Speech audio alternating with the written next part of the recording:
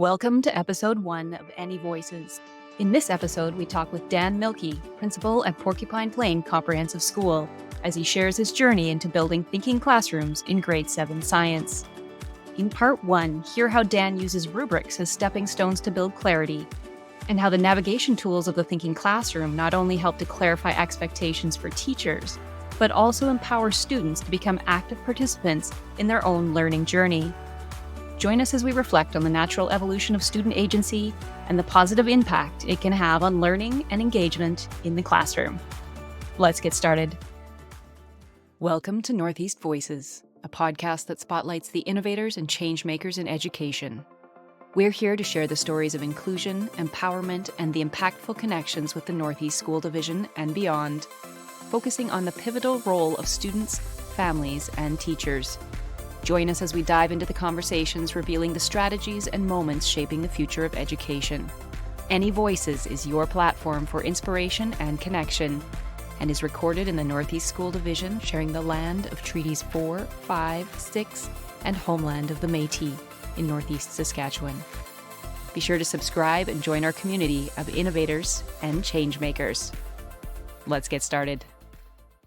Hello, everyone, and welcome to our very first recording of Northeast Voices. I have Dan Mielke on the podcast today, and we are going to dig into the topic of assessment in the classroom. What is a thinking classroom, and what is that like in science class? We always have these fantastic conversations, and with the podcast, we get to bring those conversations to you, the listeners. So as you're listening to these podcasts, if you have any questions for us, please don't hesitate to reach out and let us know. I'm very excited to be working with Dan today. He is a principal at our K-12 school in Porcupine Plain.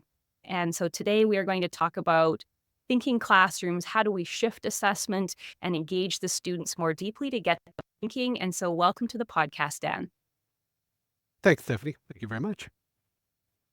So you've talked about, or you've shared with me over our past conversations this year, that you've shifted your science classroom into more of a thinking classroom, and that follows some of the work of Peter Liljedahl.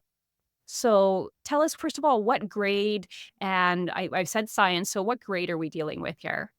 I did. So I really jumped into the thinking classroom this year with 7 and 8 science.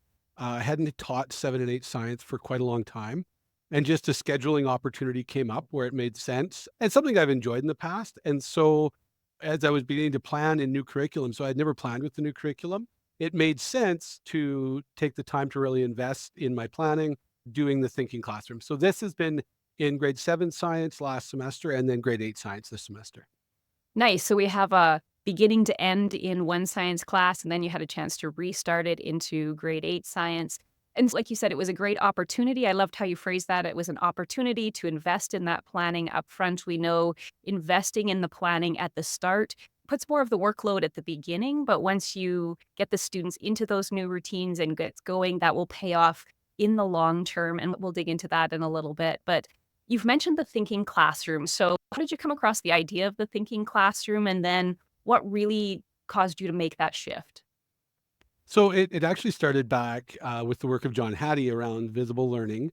And that really sparked my interest around how do we know that our students are learning? How as educators, and more importantly, I think, how do the students know they're learning, right? So how do they know, if you think about learning in a science classroom or in any classroom, it's not necessarily at high speed, right? It's a progressional learning. And so how do we make sure students are able to see that? And so that led me down the work of success criteria and learning intentions. And that got me into the solo taxonomy. So that's the structured of observed learning outcomes work, which was really fascinating. And so that really shifted my planning to how do you lay out an outcome so that students can look at it and say, yeah, I can do that, that, and that. Becomes almost like a checklist. And so I'd been doing that actually for a year or so. And I was at a PD, I was facilitating a PD and sharing some of the work I'd done around solo. And one of the teachers there said, hey, that reminds me of Liljedahl's thinking classroom. And being interested in, and had heard a little bit about the thinking classroom. My perspective at that time, it was a classroom where kids stood up to do their thinking. So that was my understanding of Liljedahl at that time. I asked the teacher to share with me, and she did. And so that really sparked my interest. And so that summer, so that'd be last summer, I read Liljedahl's Thinking Classroom book, and it really jumped out at me how compatible solo taxonomy was with the thinking classroom. And it just If solo is the what, I think thinking classroom was the how. And so that just led me down the Nice. road. Like I said, again, opportunistic. I was teaching Science 7 for the first time. I had already unpacked the outcome using solo taxonomy. Really easy slide in to grab little adults thinking classroom work and fuse the two together. So it was a great pairing. Nice. I love how all of that came together, and those conversations with colleagues are always so important to spark new ideas. And so you mentioned the solo taxonomy. So I know some of our listeners may be thinking that sounds familiar, but what exactly is the solo taxonomy referring to? Most people will be familiar with Bloom's taxonomy, and we've done a lot of work with that around cognitive load and cognitive thinking and thinking levels, and probably specifically around question levels. We think about looking at that verb, that Bloom's verb. Solo is very similar. It breaks down any outcome into sort of that pre-structural. So before we know anything about it, unistructural as we begin to learn single pieces, multi-structural as we begin to learn multiple pieces, relational, which is where we start to bring it all together, and then extended abstract, where we go beyond and start making those external connections. And so built within that is our verbs, just like Bloom's. And so what it does is it really makes you think about what are we actually asking students to do and what level of thinking is that at? And then going back long enough to Tomlinson's work around understanding by design, what does the learning path look like to get there? And the really cool piece about thinking classroom is it lets students, not that students weren't along for that journey with just solo, but definitely more actively along for the journey. So yeah, solo just really makes it visible to the educator of what do you want them to do each stage of the game. And so just digging into that a little bit more, so you were getting at we really need to know what proficiency is, right? That what are the must do, can't fails based on the curriculum. So we're always grounding it strongly in the curriculum, the outcomes and the indicators. What does that actually mean? What does it look like for the students? And so in the Northeast, we have a rubric that starts with not yet, mostly meeting, the fully meeting, and then the enriched understandings. And you're really pulling from that fully meeting, that proficiency to ground in. Is that correct? Absolutely, yeah. Actually, when I read, so really nice thing about the solo taxonomy literature, it's a really easy and quick read. And after I read the first book, I remember we were actually on a road trip and Leslie was driving and I was reading. And I said, I think for the first time, I really understand how to use the rubrics from within the NESD. I have a good grasp in my brain of what proficiency looks like. And then even better, I think, is that piece where I can clearly see the path through starting at NY, which you changes your perspective, right? NY is no longer a fail, right? Oh, they don't know. It's that unistructural and multistructural where we're beginning, right? So we're starting to put Yes. the pieces together. And then the really cool piece is it really roadmaps that MM for you. So how do I navigate MM with my students? And then the big win, of course, is you can clearly see what FM, what proficiency looks like. And then what I love about science with Solo is EU actually becomes much more clear too. If I could, it's almost like an oxymoron, it becomes clearly blurry in that you can clearly see opportunities, but it's not locked in. So Nice. I like that analogy. It's clearly blurry. You have lots of opportunities, especially in the rich understandings part, but you know clearly where to go, but there's a lot of range and depth of what you can do in there. And I like how you went back and you referred to NY. We've shifted that. That is where we ask more questions in our rubric. So if you're looking at a Northeast School Division rubric, you see us asking questions to help start those conversations, to help us dig into that.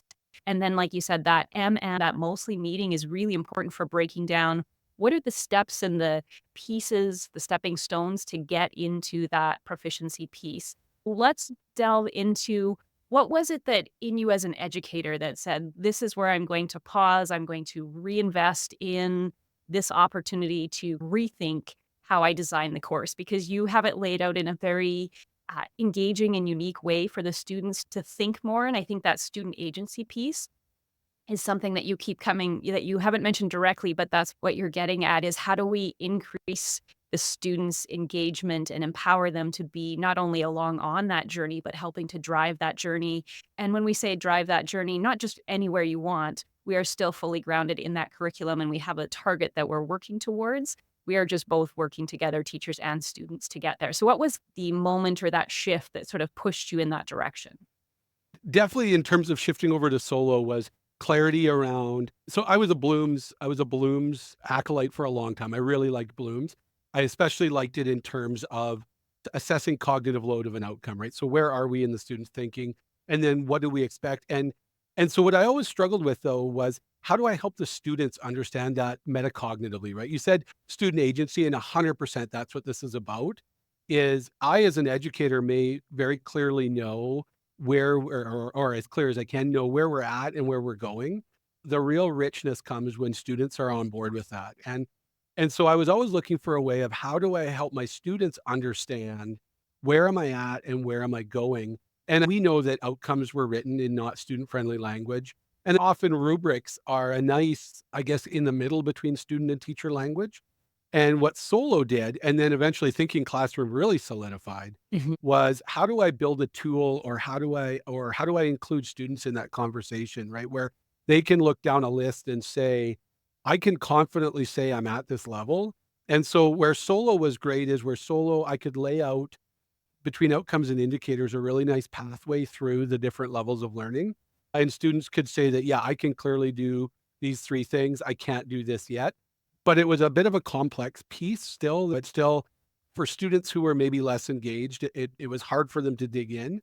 Whereas when I brought in Lila Dahl's work around Thinking Classroom and that beginning, intermediate, advanced, it really allowed the students to say, I don't know how to do this, right? Like it Mhm. says on here that we should be able to do this by the time we're done, and I can't do that yet. And so that was the real big turning point for me is when I saw the opportunity for that.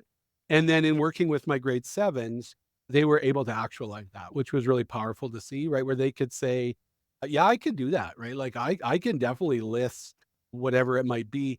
But what I can't do is I can't do this piece here yet. And right. So that then guided our learning together. And we'll talk about it, I'm sure, later. But really the assessment piece of that of how do I gauge where the students are at? And then A, be able to report that at the end of the day, but B, probably more importantly, how do I then adjust my teaching and my assessment to be reflective of where we're at and where we're going?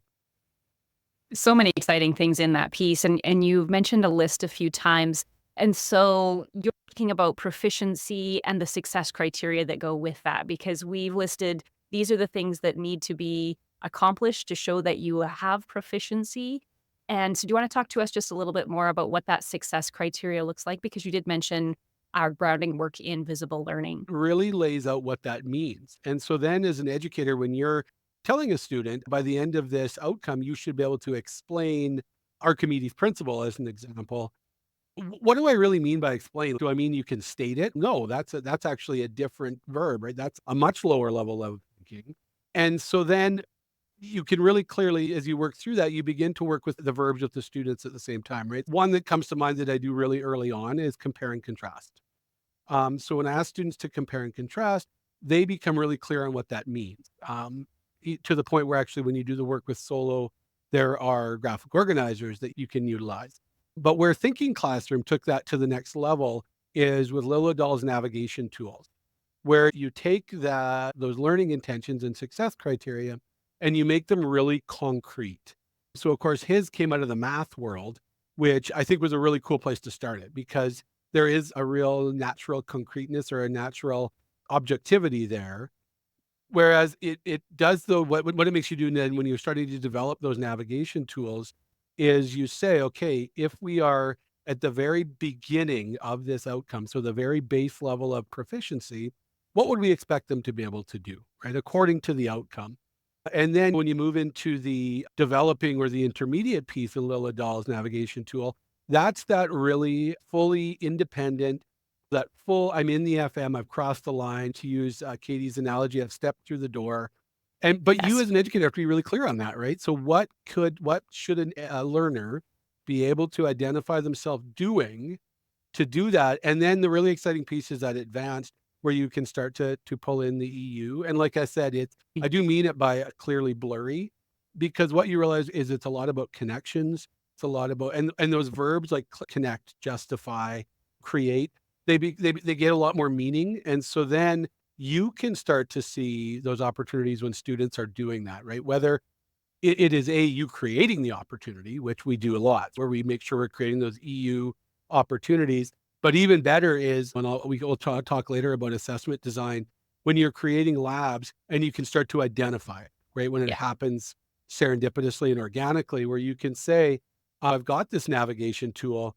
I know what advanced might look like. And so now I can see, hey, student X is really starting in that realm. And I can start to either A, nudge them, or Mhm. B, really start to focus in, are they there? So it's two pieces, right? The navigation tool is really good for students because it lets them, I guess what I would say is most students were there, right? But they didn't know they were there. And so you get a lot of that anxiety. And we'll talk later about how I don't do a lot of tests anymore. So they didn't get that concrete, oh, I knew it because I got my test mark back, right? That Right. autopsy piece. Whereas it's more of a diagnostic of, yeah, I could do that. Yeah, I am learning, right? Yeah. The other day I had a student say, it's great we do a lot of labs in your class, but I'm starting to realize you really want us to understand it. Yes, when it And so comes that from the was a good students aha and for me. Yeah, so a big aha moment for me that like, yeah, they do get it, right? That, yeah, we are doing labs, but at the end of the day, the lab is just a one vehicle, right? Could we do it through lecture? Sure. Less Mhm. engaging, probably less permanent. But at the end of the day, doing the lab is great and it's an important science skill, but I am assessing the outcome, right? So I am Yes. assessing, do you understand buoyant forces? Probably more so than how many pennies does your boat hold, right? The navigation tool Yes. allows for that, where we can start at I can state Archimedes' principle, I can identify all the variables, I can solve problems using Archimedes' principle, whether that be qualitatively or quantitatively. And, in some navigation tools, both or one of the two words is there. And then that enriched piece or that advanced piece where we're talking about, oh, so now I understand why the Titanic sunk, right? Like it weighed Yeah. tons, yet it floated until it was full of water. Now it sunk. And so it's those aha moments. Or in Science 7, it was, I can connect how a cream separator works to a ride at the fair.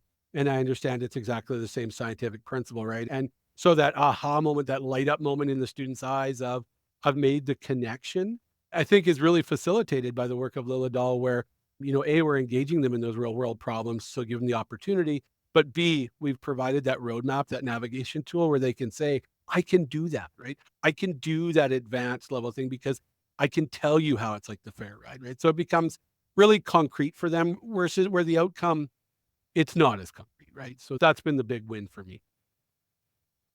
And I love to hear that when the student says, "I've got it," and that light bulb moment. I think that's why what teachers love is those moments when you see those connections being made, when they've linked one piece of information to another, and they're like, "This is why this works." And I think the really important point that you mentioned was those success criteria, that navigation tool, which comes from the base of that rubric. And so a lot of that work has been laid out. It's for the teacher. It adds clarity. You've talked about clarity for both the teacher and the student, clarity for the teacher to know when it's happening in the moment, and then you can document it.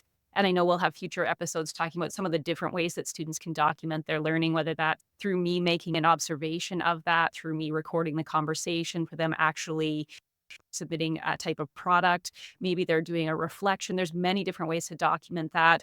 But the piece that we've been working towards, and why I think this is really exciting work for us to dig into more, is that the student is recognizing that. So when we talk about our reflective digital documentation, we want to shift that agency to the student to say, this is the moment when I figured out that this is connected to this piece and I put that part of the puzzle together, and they can start to recognize that. And at school, that's part of the practice of learning those things. Those are lifelong skills to be able to be employable, to be an engaged and active citizen in the future. I need to be able to sift through all sorts of information, know what my purpose is, and know if I'm taking those steps forward. So I think the work that you're doing and that teachers are doing today in Saskatchewan is important because it's working to engage students in thinking more deeply.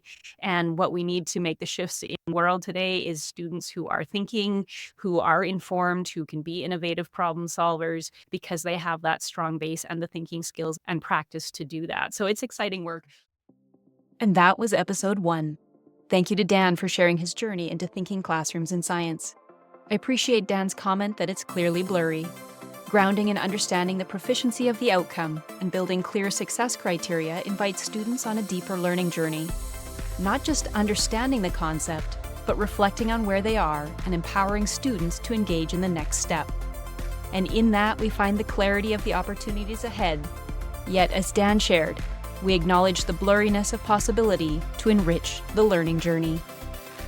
Thank you for joining us on our first episode of Any Voices. Be sure to join us for episode 2 as we continue to explore the evolution of clarity, assessment, and documenting learning in a thinking classroom with Dan Mielke.